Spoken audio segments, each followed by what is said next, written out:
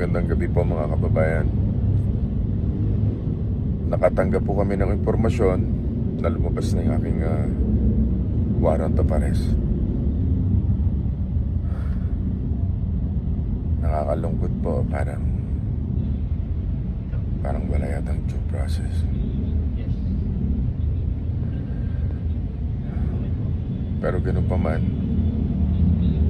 haharapin ko to ng walang takot.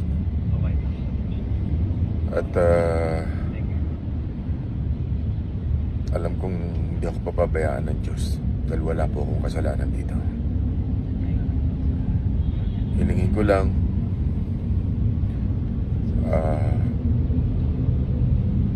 hingi ako ng panalangin at patatagin niyo rin po ang aking pamilya.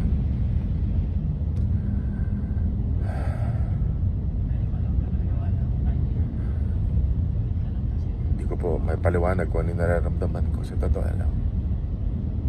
Napakasakit po para sa akin at para sa aking pamilya.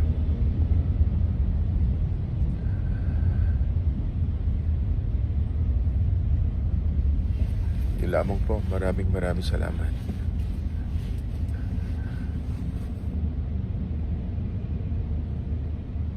Alam ko hindi ako papabayaan ng Diyos.